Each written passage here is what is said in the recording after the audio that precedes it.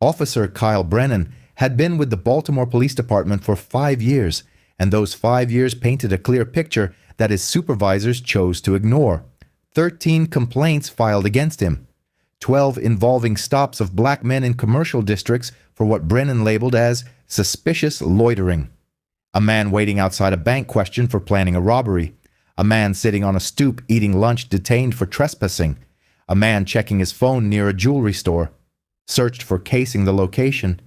Every complaint ended the same way. Mandatory de-escalation training that Brennan attended but never applied.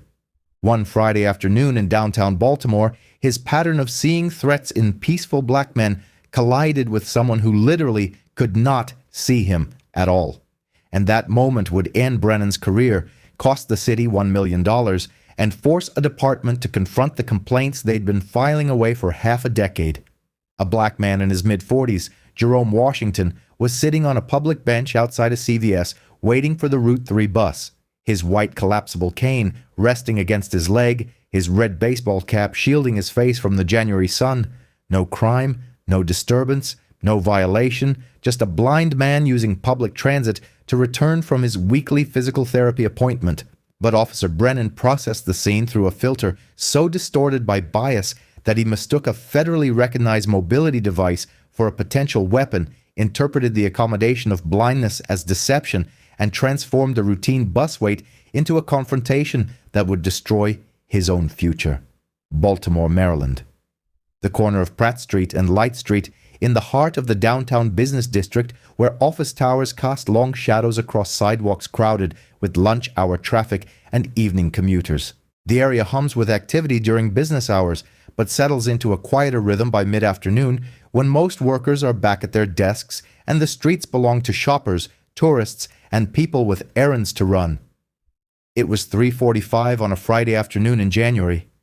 The sun hung low in the sky, bright but not warm. The kind of winter day where the light feels deceptive, promising warmth it can't deliver. The temperature hovered around 38 degrees. People walked briskly, shoulders hunched against the cold, focused on getting wherever they needed to be.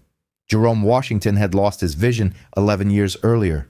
11 years since a construction accident had severed his optic nerves, plunging him into permanent darkness before he turned 35.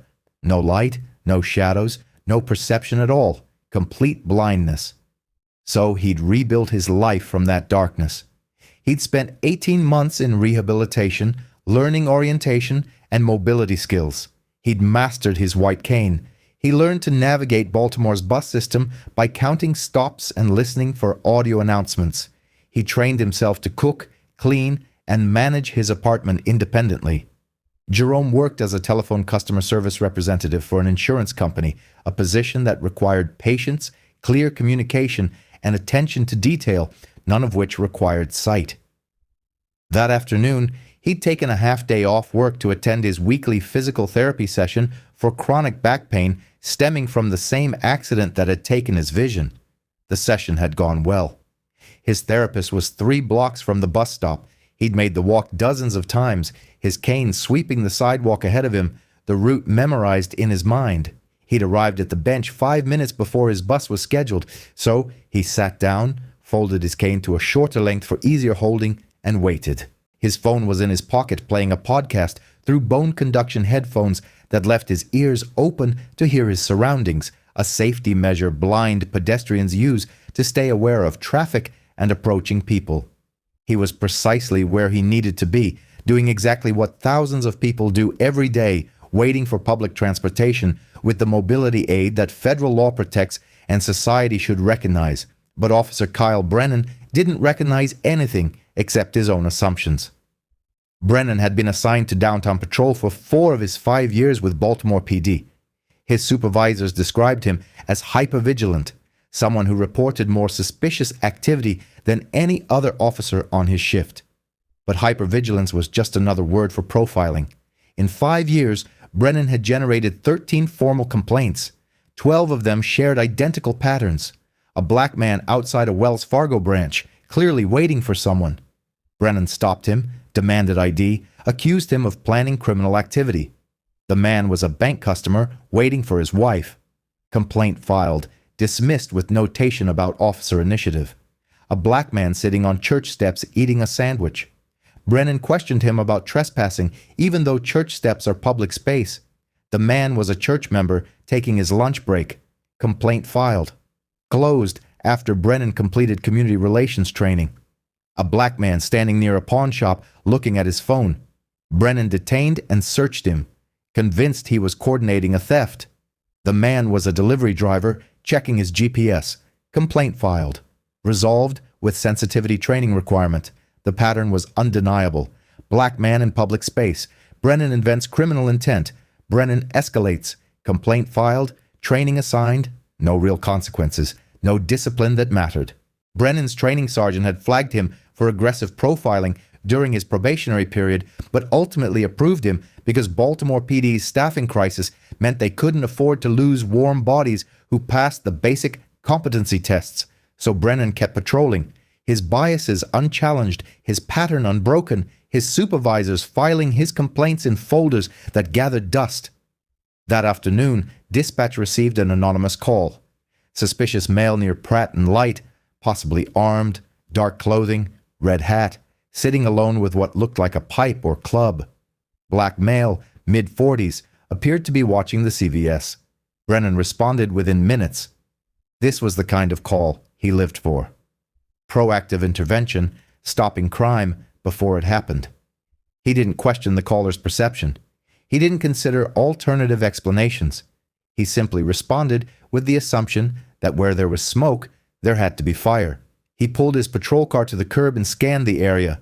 There, on a red bench outside the CVS, a black man, red baseball cap, dark sunglasses, blue striped shirt, holding what appeared to be a white rod or stick. Brennan's mind processed the scene through his usual filter. Suspicious person, possible weapon, needs investigation. He didn't notice the reflective bands on the cane. He didn't observe the distinctive white color that signals blindness in every state. He didn't consider that a man sitting peacefully with no aggressive body language might not be a threat. He saw what he always saw when he looked at black men in public spaces. Someone who didn't belong, someone up to something, someone who needed to be controlled. Brennan exited his vehicle and approached, his right hand hovering near his service weapon. Do you think officers should face mandatory suspension after 10 similar complaints? Jerome heard the footsteps approaching from his left. Heavy boots on concrete, purposeful stride. He turned his head slightly toward the sound. A natural human reflex to acknowledge someone entering your personal space even when you can't see them. Excuse me, sir. What are you doing out here? Jerome recognized the tone immediately, authority laced with suspicion. He dealt with this before, though usually from security guards who thought blind people must be lost or confused, not from police officers. Just waiting for my bus. Why? This isn't a bus stop. What's that in your hand? Jerome's brow furrowed beneath his sunglasses. Officer, this is definitely a bus stop. The Route 3 stops right here every 20 minutes. And this, he lifted the cane slightly, is my walking stick. I'm blind. Brennan studied Jerome's face. Jerome's head was angled toward him, the dark sunglasses reflecting Brennan's own image. To someone who'd never been trained to understand blindness, it looked like direct eye contact. You're looking straight at me and that looks like a weapon. Jerome let out a small, involuntary laugh. Not amusement, but the absurdist reaction to a situation so ridiculous it defied immediate comprehension. I'm not looking at you, sir. I just hear your voice. I can't see anything. These sunglasses aren't a fashion choice. I'm completely blind. This is a white mobility cane. It's how I navigate the world safely. Brennan's jaw tightened. In his experience, people who claimed disabilities were often lying, faking, trying to gain sympathy or avoid consequences. And this man, Jerome, was turning his head, responding to visual cues, acting in ways Brennan thought blind people shouldn't. Huh? Well, we got a call about a man with what looked like a weapon, and you matched the description. A weapon? Jerome's voice carried disbelief mixed with growing concern. Officer, this is a collapsible white cane with reflective tape. It's registered with the National Federation of the Blind. It's literally designed to help people with vision loss move around independently and signal to others that we can't see. If you actually look at it, you'll see it's not a weapon. But Brennan wasn't looking at the cane. He was watching Jerome, analyzing his body language, convinced this was some kind of performance designed to avoid scrutiny. "I need to see some identification, and I need you to set that stick down on the ground." Jerome's heart rate accelerated. He'd heard stories from other blind friends, stories about police encounters gone wrong, stories about mobility aids being confiscated or destroyed, stories about blind people being forced to navigate without their canes, left vulnerable and disoriented. He'd never thought it would happen to him. "Officer, I'm happy to provide identification, but I cannot set down my cane. It's a medical device. It's protected under the Americans with Disabilities Act. I needed to orient myself to walk safely, to avoid obstacles. Asking me to put it down is like asking someone in a wheelchair to get out and walk." Brendan's hand moved to his radio. "Sir, I'm not going to ask again. Put down the stick. And I'm telling you, I legally cannot comply with that request. I'm blind. This is my mobility aid. I have documentation. I have ID, but I will not surrender my ability to navigate safely. This is where ignorance transforms into danger." Officer Kyle Brennan had never completed comprehensive disability training. He'd sat through a 2-hour PowerPoint presentation during academy training, but it had covered physical disabilities like wheelchairs and hearing aids, not blindness. He'd never learned that white canes are federally protected. He'd never been taught that asking someone to surrender their mobility device is both illegal and inhumane. All Brennan understood was his training about compliance and control, the doctrine that obedience equals safety and resistance equals threat. And Jerome Washington, sitting on a bench defending his legal right to hold his mobility cane, registered in Brennan's mind as resistant. "Stand up. Hands where I can see them." Jerome didn't stand. Not out of defiance, but out of necessity. Standing without his cane meant losing his orientation. He couldn't see where Brennan was positioned. He couldn't identify obstacles around him. He didn't know if there were steps, poles, or other hazards. Rising without his cane meant potential injury. "Officer, please listen to me. I am blind. I cannot see you. I cannot see my surroundings. If I stand up without my cane, I don't know where I am. I could fall. I could walk into something. I'm not refusing to cooperate. I'm trying to stay safe." Brennan keyed his radio. "Dispatch, need backup at Pratt and Light. Male subject refusing commands. Possible weapon." Jerome heard those words and felt ice flood his veins. "Weapon? Officer, you're creating a dangerous situation out of nothing. I'm a blind man waiting for a bus. This is my cane. You're escalating." A second patrol car arrived within 90 seconds. Officer Maria Santos stepped out, a 16-year veteran who'd worked with Brennan on previous shifts and learned to question his judgment. She approached and immediately assessed what Brennan apparently couldn't see: a white collapsible cane with distinctive reflective markings, a man wearing dark glasses with small white dots at the temples, a common indicator for vision loss, a man sitting calmly with no aggressive posture, no threat indicators, just someone clearly frightened and confused. Santos had completed enhanced disability training the previous year. She recognized exactly what she was witnessing. "Brennan, what's the situation?" Anonymous call reported possible weapon. Subjects refusing to comply. Won't put down the stick he's holding. Santos walked closer to Jerome, her voice calm and professional. "Sir, I'm Officer Santos. Can you tell me your name?" Jerome turned toward her voice, relieved to hear someone who sounded less confrontational. "My name is Jerome Washington. I'm blind. I was sitting here waiting for the Route 3 bus to take me home from my physical therapy appointment. This officer approached me and told me to put down my mobility cane. I explained I can't do that because I needed to navigate. He called it a weapon. It's not a weapon. It's a white cane. I'm registered with the NFB. I have my ID. I just want to go home." Santos examined the cane closely. White body, black grip, reflective red bands at regular intervals, collapsible sections. Everything about it screamed mobility aid, not weapon. "Brennan," Santos said quietly, her tone sharp with restrained anger. "That's a white cane. He's blind. This is a federally protected mobility device. He keeps looking at me. He's orienting to your voice. That's what people do when they can't see. Blind individuals turn their heads towards sound. That's not vision. That's hearing." Santos turned back to Jerome. "Mr. Washington, I apologize for this encounter. You're not in any trouble. You have every legal right to wait here for your bus. Jerome exhaled slowly. Thank you, Officer Santos. Santos turned back to Brennan, her voice dropping to an angry whisper. Do you have any idea what you just did? You stopped a blind man for holding his cane. You called a mobility device a weapon. You demanded he surrender the one tool that allows him to move independently. Brennan's face flushed. The call was wrong, and you didn't verify before escalating. You called for backup on a disabled man waiting for public transportation. A woman who'd been watching from inside the CVS came outside. Officer, I see this man here twice a week. He always waits for that bus. He's blind. Everyone in the neighborhood knows him. What just happened is discrimination. Several other witnesses had gathered. Phones out, recording. The evidence was accumulating in real time. Video showing Jerome sitting peacefully. Audio capturing him, explaining his blindness repeatedly. Footage of Brennan refusing to listen.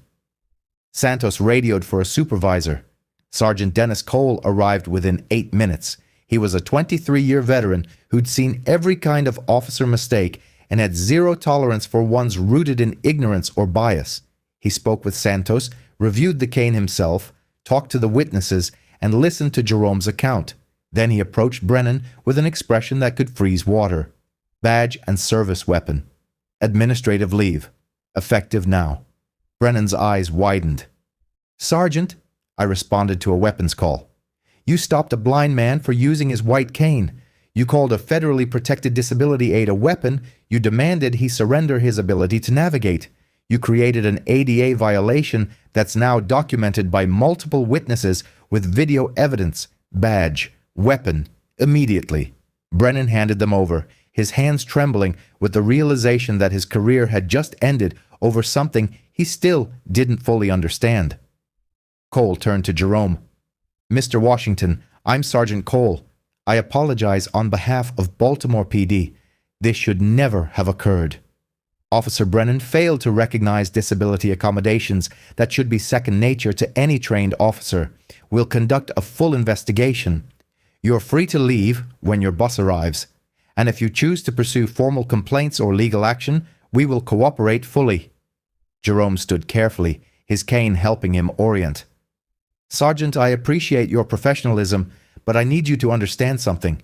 I was terrified. I couldn't see what was happening around me. I heard backup called. I heard possible weapon. I'm a blind black man sitting on a bench, and your officer treated me like a criminal. I know my rights. I know the ADA. I know that what just happened was illegal, and I will be pursuing legal action. By that evening, the story had exploded across social media and local news. Blind Baltimore man detained for using mobility cane. Officer calls white cane a weapon. Demands disabled man surrender aid. ADA advocates condemn BPD after police stopped blind man at bus stop. Multiple witnesses had uploaded their videos. The footage showed everything. Jerome sitting peacefully on the bench. Brennan approaching aggressively. The conversation where Jerome patiently explained his disability multiple times. Brennan's refusal to acknowledge the obvious. The backup call. Santos's intervention. The growing crowd of witnesses. National disability organizations responded immediately. The National Federation of the Blind issued a scathing statement. The American Council of the Blind called for Brennan's termination and department-wide reform. The National Disability Rights Network offered Jerome legal representation, though he didn't need it. He hired a civil rights attorney who specialized in ADA violations within 24 hours. The lawsuit named Officer Kyle Brennan the supervisors who dismissed his 13 previous complaints and Baltimore PD. The claims were comprehensive. Disability discrimination under the Americans with Disabilities Act. Unlawful detention without reasonable suspicion or probable cause. Failure to provide reasonable accommodation for disability. Violation of federal civil rights. Intentional infliction of emotional distress. Deliberate indifference by the department to Brennan's documented pattern of discriminatory stops. The complaint included Brennan's complete disciplinary record. 13 formal complaints over 5 years, 12 involving black men in public spaces. Every single one dismissed with training that was never enforced, not one resulting in meaningful discipline. Baltimore City attorneys examined the case and arrived at an unavoidable conclusion. The city had no defense. Body cam recordings vividly documented Officer Brennan's apprehension of a visually impaired gentleman, readily identifiable by his distinct white cane. Accompanying audio captured Mr. Jerome patiently and clearly articulating his condition. The video evidence irrefutably showed Officer Brennan's escalation of the situation, despite Mr. Washington's repeated explanations. Numerous witnesses corroborated every facet of the incident. The transgressions against the Americans with Disabilities Act were textbook, and the violations of civil liberties were undeniable. The municipality ultimately reached a settlement 14 months following the event. A sum of $1 million was awarded to Jerome Washington, representing one of the most substantial payouts for disability discrimination cases in Maryland's history. Officer Kyle Brennan faced termination just 9 weeks after the incident. His dismissal letter providing an exhaustive and unambiguous account of his misconduct. The letter detailed how Officer Brennan had detained an individual with a disability for the mere possession of a federally safeguarded mobility aid, demonstrating a profound lack of understanding of disability accommodations despite readily available training. He had erroneously perceived a white cane, the universal emblem of blindness, as a potential weapon. His actions escalated a non-threatening encounter, necessitating supervisory intervention and exposing the department to significant legal jeopardy. His established history of discriminatory stops, evidenced by 13 prior complaints filed over a 5-year period, indicated an inherent inability to perform his duties impartially. His employment was terminated immediately and without the possibility of appeal. Brennan's name was subsequently entered into the National Decertification Index, effectively ending his law enforcement career permanently. He attempted to contest his dismissal through his union in every state he sought employment. However, upon reviewing the body camera footage that clearly showed Brennan identifying the white cane as a weapon, the union declined to challenge the termination, acknowledging the absence of any viable defense. Brennan issued a concise statement through his legal counsel, admitting, "I failed to properly identify Mr. Washington's mobility device and did not adequately apply disability awareness training. I accept responsibility." Jerome Washington's response was direct and impactful. "Officer Brennan didn't fail to identify my cane. He refused to listen when I identified it for him multiple times. He chose to see a weapon because he'd already decided I was a threat. That's not a training failure. That's a character failure enabled by a department that ignored 13 complaints." The Baltimore Police Department found itself under intense scrutiny from various quarters, grappling with critical questions. How had Brennan continued to patrol with 13 documented complaints? Why was disability awareness training merely optional instead of mandatory? What accountability mechanisms were in place for officers exhibiting a clear pattern of discriminatory behavior? An internal affairs investigation was initiated, launching a comprehensive review of departmental practices. Their findings substantiated the concerns voiced by disability advocates for years. Complaints were recorded but not adequately investigated. Training requirements were assigned, but their completion was never verified, and supervisors had prioritized officer retention over public safety. Crucially, there was no mandatory education on disability rights, despite Baltimore's significant population of individuals with disabilities. 11 months later, a series of reforms were announced: mandatory, comprehensive disability awareness training to be completed prior to an officer commencing solo patrol, automatic investigations triggered by 3 similar complaints within a 2-year span, real-time review of body camera footage for all interactions involving disability accommodations, a formal collaboration with disability rights organizations to facilitate ongoing officer education, and an extended field training period incorporating enhanced evaluation protocols. Jerome Washington delivered powerful testimony before the Baltimore City Council. His presentation measured, clear, and profoundly impactful. "I've been blind for 11 years, he stated. "I've learned to cook for myself, maintain my apartment, hold down a job, navigate public transit, and live independently. My white cane makes all of that possible. It's not just a tool. It's my independence. It's my safety. It's protected by federal law for a reason. Officer Brennan saw me holding it and decided it was a weapon, not because it looked threatening, but because in his mind, a black man holding anything in public must be dangerous. He paused. I told him I was blind. I explained what the cane was. I cited the ADA. I was patient and calm despite being terrified. And he still called for backup, still demanded I give up my mobility device, still created a situation where I genuinely feared for my safety. That's not an accident. That's not a misunderstanding. That's bias so deep it overrides common sense, federal law, and basic human decency. His voice grew stronger as he continued. $1 million is significant, but it doesn't change what happened. It doesn't erase the trauma of being criminalized for being blind and black. It doesn't restore my sense of safety when I'm waiting for a bus. And it doesn't prevent the next Kyle Brennan from stopping the next blind person who happens to be black and holding a white cane. He posed a critical question. Why do some officers interpret disability accommodations as suspicious behavior? The narrative then shifted to a broader systemic critique, emphasizing that this incident transcended a single Friday afternoon or a lone bus stop. It highlighted a systemic failure that permitted Kyle Brennan to engage in profiling for 5 years without substantial repercussions. 13 complaints, 12 involving black men, all documented, all filed away, all dismissed with training that proved ineffectual.